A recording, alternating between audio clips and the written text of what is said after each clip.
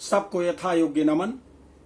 मैं आत्म परिचय 295 परिच्छेद लेकर आपके सम्मुख उपस्थित हुआ हूं। इस परिच्छेद में गरुड़ पुराण पंचम अध्याय श्लोक संख्या 31 से लेकर के आरंभ कर रहा हूं। जो व्यक्ति देव द्रव्य को ग्रहण करके जीविका चलाता है अथवा अशौच में दूसरों के यहाँ भोजन करता है, वह किस प्रकार का दंड भोगता है उसके विषय में बताया गया है। आपसे निवेदन है कि मेरे इस वीडियो को शुरू से आखिरी तक जरूर देखें। माता भगवती की कृपा मिलेगी, पितरों की कृपा मिलेगी। सबसे पहले शंख ध्वनि इसको अपने घर में प्रतिध्वनित जरूर करें।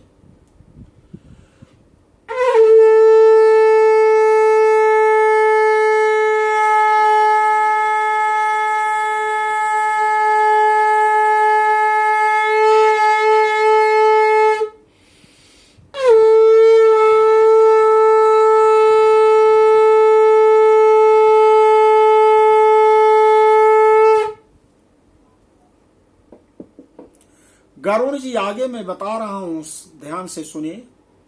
गुदगो विदवराहा स्याद वृषा स्याद वृषलीपति महाकामी भवेदयस्तु स्याद अश्वाह काम लंपटः मृतसैक एकादशाहम तु भुंजान स्वाभिजायते लभेद देवल को विप्रो यौनिम को कुट संग काम द्रव्यार्थम देवता पूजाम यह करोति द्विजाधमः सा वै देवल को नाम हव्य कव्ये सुगर्हिता। गुदा गमन करने वाला विष्ठा भोगी सुअर बनता है तथा शूद्रगामी बैल भी होता है। शूद्रगामी जो छोटे लोगों के द्वारा छोटी बुद्धि, छोटी सोच, छोटी कर्म, उनके यहां बैल होगा तो किस प्रकार से उनको प्रताड़ित करेंगे। लाठी से मारते हैं, दौड़ाते हैं, चारा नहीं देते हैं, अनेक प्रकार से कष्ट देते हैं, ऐसा बैल बनता है।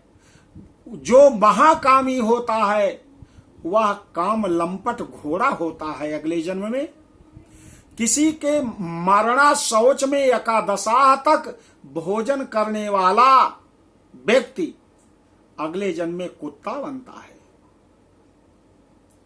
देव द्रव्य भोगता अर्थात भगवान शिवलिंग पर जो प्रसाद चढ़ा हुआ है उसका भोग करने वाला वह भी कुत्ता बनता है तथा देवलक ब्राह्मण मुर्गे की योनि प्राप्त करता है। जो देवताओं की पूजा कराने में अत्यधिक लालच करता है और अधूरी पूजा कराता है,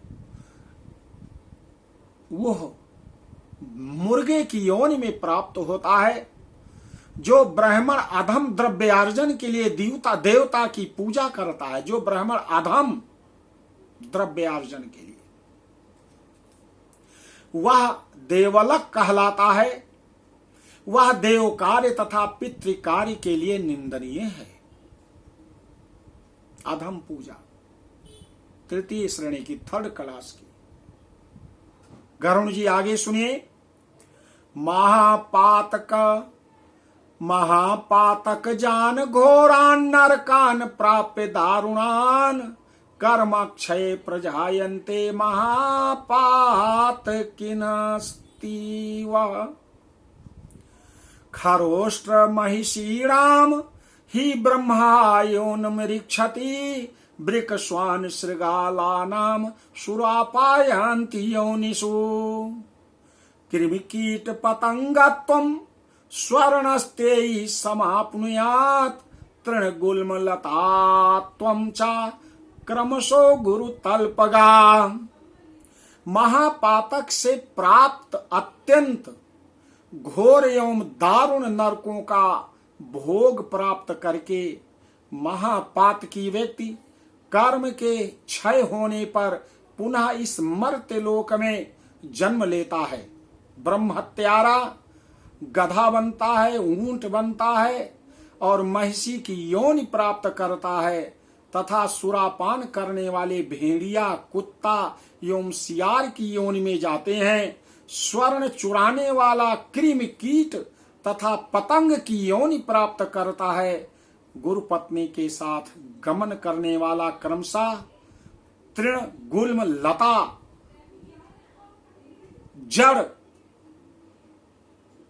जड़ में जन्म लेता है। परस्यमयोषितम हित्वा न्यासापहरणेन चा ब्रह्म सोहरणाच्यु जायते ब्रह्म राक्षसा। ब्रह्मस्वम प्रणयाद भोक्तम दात्या सप्तमं कुलाम बलात्कारेण चौरेण दात्या चंद्र तारकम। पर स्त्री का हरण करने वाला, धरोहर का हरण करने वाला तथा ब्राह्मण के धन का अपहरण करने वाला ब्रह्म राक्षस होता है। ब्राह्मण का धन कपट स्नेह से खाने वाला 7 पीढ़ियों तक कुल का विनाश करने वाला होता है। अपने कुल का वो 7 पीढ़ियों तक विनाश कर लेता है और बलात्कार तथा चोरी के द्वारा खाने पर जब तक चंद्रमा और तारकों की स्थिति होती है तब तक वह अपने कुल को जलाता रहता है। लोह चूर्णाश्चर्म चूर्णे लोह चूर्णास्म चूर्णे चा विषम चा जरे नरः ब्रह्मस्वम त्रिषु लोकेषु कः पुमान् जरयस्यति। ब्रह्मस्वर संपुष्टानि ब्रह्मस्वर सपुष्टानि वाहनानि बलानि चा युद्ध काले विशीर्यन्ते सैकताः सेतवो यथा। देवद्रव्योपभोगेन ब्रह्मसोहरणेन चा कुलान्य कुलतामयान्ति ब्रह्मरातिक्रमेण चा। लोहे और पत्थर के चूर्ण तथा विष को व्यक्ति पचा सकता है। धन से पोषित की गई सेना तथा लोहे और पत्थर के चूर्ण को व्यक्ति पचा सकता है, पर तीनों लोकों में कौन ऐसा व्यक्ति है जो ब्राह्मण के धन को पचा सकता है।